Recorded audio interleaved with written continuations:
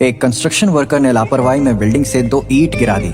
एक delivery girl ने उन्हें बिल्कुल टाइम पर देख लिया। उसने देखा कि नीचे कोई घायल हो सकता था। बिना एक पल सोचे वो तुरंत दौड़ी और उस आदमी को धक्का देकर सेफ जगह पर ले गई। वो ईंट सीधा उसके सर पर गिर गई। खुशकिस्मती से उसने हेलमेट पहना हुआ था, जिससे उसे चोट नहीं लगी। वो इस बात से अनजान थी कि जिस आदमी को उसने बचाया वो बिलियनियर CEO था, लेकिन उस आदमी ने उससे झूठ बोला, कहा कि वो एक मजदूर है ताकि वो उसका कैरेक्टर टेस्ट कर सके। उसने देखा कि लड़की दिल की अच्छी और पैसों के पीछे नहीं भागती है, इसलिए दोनों ने जल्दी ही शादी कर ली। कुछ टाइम बाद उसे पता चला कि लड़की ट्विंस के साथ प्रेग्नेंट है। तब उसने सोचा कि अब अपनी असली पहचान बताने का वक्त आ गया है। लेकिन जैसे ही वो बोलने वाला था, पीछे से एक गाड़ी ने उसे जोर से टक्कर मार दी, जिससे वो दूर जा गिरा। एक्सीडेंट के बाद वो कोमा में चला गया और कुछ बोल नहीं पाया। इस तरह पूरे 6 साल बीत गए। अपने पति के इलाज के लिए औरत ने अपना घर और जमीन तक बेच दी, लेकिन फिर भी उसे होश नहीं आया। फिर एक दिन डॉक्टर एक अच्छी खबर लेकर आया। उसने कहा कि आदमी की कंडीशन में सुधार आ रहा है, बस एक आखिरी सर्जरी चाहिए थी जिससे वो होश में आ सके। लेकिन उस सर्जरी का खर्चा 5 लाख था। इतनी बड़ी रकम सुनकर भी औरत ने एक सेकंड नहीं सोचा और तुरंत हाँ कह दिया। पैसे जोड़ने के लिए उसने अपने दोनों बच्चों का साथ लिया और शहर में काम ढूंढने के लिए निकल पड़ी। इसी दौरान उसे ये बिल्कुल भी नहीं पता था कि उसके पति के कोमा में जाने के बाद से उसका बिलियनियर दादा उसे लगातार ढूंढ रहा था। बुजुर्ग ने अपनी फैमिली से छुपकर अकेले ही मिसिंग पर्सन के पोस्टर लगवाए थे। वो अपने पोते को ढूंढने के लिए बेहद बेचैन था, लेकिन गर्मी बर्दाश्त न कर पाने के कारण वो सड़क पर बेहोश हो गया। हैरानी की बात ये थी कि आसपास खड़े लोगों में से किसी ने भी आगे बढ़कर उनकी मदद नहीं की। उस वक्त वो औरत अपने बच्चों के साथ वहाँ से गुजर रही थी। भीड़ की वार्निंग्स को नजरअंदाज करते हुए वो तुरंत आगे बढ़ी और बुजुर्ग की जान बचाई।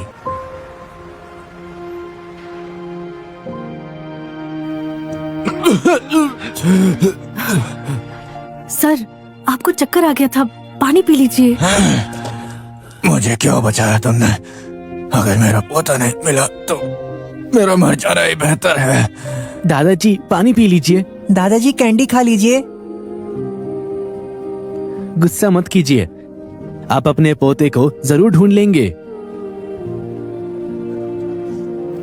बहुत अच्छे हो तुम दोनों। ठीक है, अब दादाजी ठीक हो गए, अब मम्मी को जॉब ढूंढनी है। चलो चले।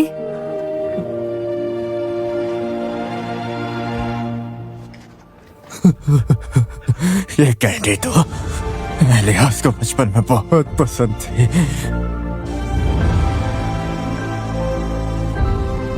जरा रुको।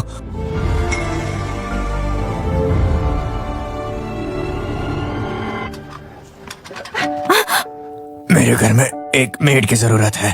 क्या तुम बच्चों के साथ काम कर सकती हो वहाँ पर? आपका बहुत बहुत बहुत शुक्रिया। मैं बहुत दिल से काम करूंगी। ये मम्मी को जॉब मिल गई, मिल गई। अच्छे बच्चे।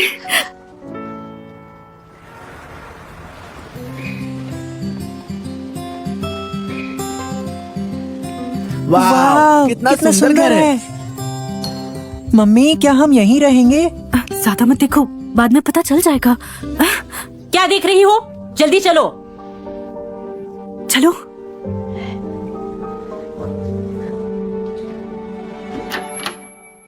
ये तुम लोगों का रूम है। कपड़े बदलो और बड़े साहब को ग्रीट करो। जी। गांव से आए हो, तुम्हें तमीज नहीं है? क्योंकि बड़े साहब तुम्हें लेकर आए हैं, ये मत समझना कि तुम खास हो। तुम्हें बता दूं, मैं बड़े साहब के सबसे करीब हूँ यहाँ, और मेरी ही यहाँ चलती है। इस घर में मेरी बात सब मानते हैं, समझी? समझ गई। हटो। चलो हम अंदर चले।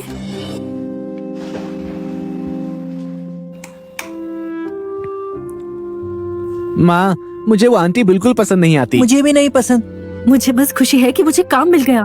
तुम्हारे पापा अभी भी हमारा हॉस्पिटल में इंतजार कर रहे हैं। चलो हम कपड़े बदल लेते हैं। हाँ?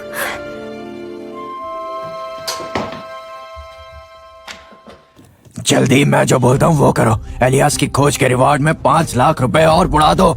जी। और हाँ, जो आज माँ बच्चे आए हैं उनका ख्याल रखना, कोई कमी नहीं होनी चाहिए। जी बड़े साहब, सब अरेंज हो जाएगा।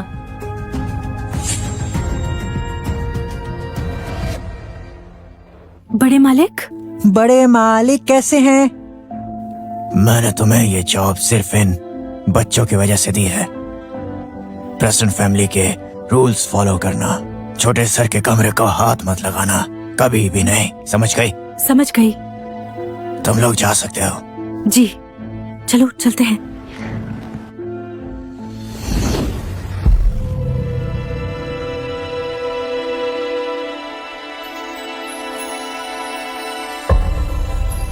मेरा एलियास।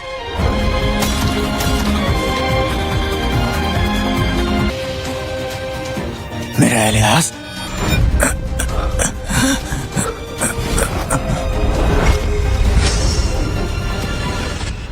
एलियास, मेरे प्यारे पोते, तुम कहाँ चले गए थे?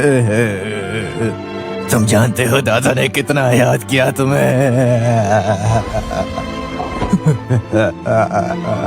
दादाजी, मेरा नाम जेकब है, एलियास नहीं।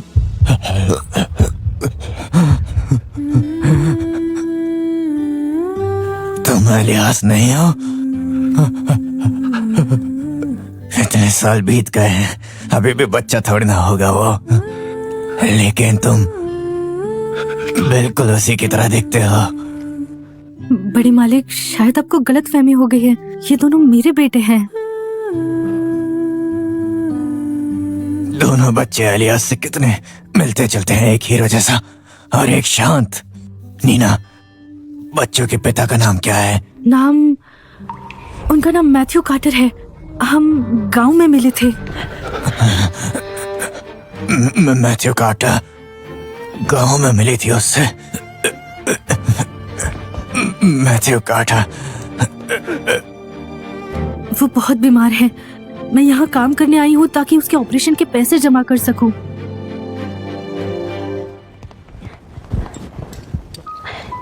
मैं ये सब उठा लूंगी। बस थोड़ा उठाने से हो जाएगा। हाँ, तुमने मुझे बचाया, लेकिन प्रेस्टन फैमिली किसी को मुफ्त में नहीं पालते। काम तो करना ही पड़ेगा। हाँ, समझ गई बड़े मालिक। आपने मुझे काम दिया, वही काफी है। मैं मेहनत से काम करूंगी और आपका एहसान चुकाऊंगी। दादाजी, हम भी मम्मी की मदद करेंगे। आप चिंता मत कीजिए। अच्छे बच्चे हो तुम लोग। ध्यान रखना कि इन दोनों बच्चों को अच्छे से खाना मिले, कोई कमी ना रहे इन्हें। जी बड़े मालिक। अब तुम जा सकते हो। जी, चलो बच्चों। बड़े मालिक, छोटे साहब मिल गए हैं। मैथ्यू, क्या कहा तुमने? एलियास मिल गया? छोटे साहब शहर के बाहर एक हॉस्पिटल में है। मिस्टर प्रेस्टन वहाँ पहुँच चुके हैं। वो लोग रास्ते में होंगे अभी। गाड़ी निकालो, चलो चलो। तेज चलो। खाना नहीं खाया है क्या? जल्दी जल्दी करो, संभल के। अरे ध्यान से, ये सब छोटे साहब के पसंदीदा है। गांव की लड़की जरा सा भी काम ढंग से नहीं कर सकती। क्या तुम चाहती हो मैं तुम्हें पीटूं? जल्दी करो।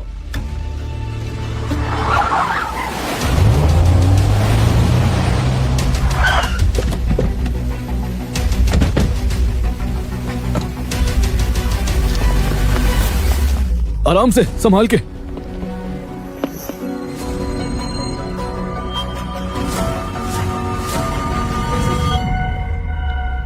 वेंडी, ये सब क्या हो रहा है? बड़े मालिक का पोता एलियस पिछले 6 सालों से गायब था। 6 साल से गायब? मैथ्यू भी 6 साल पहले ही गाँव आया था। क्या ये? हाँ, प्लीज मुझे बचाओ। अरे क्या हुआ? हे,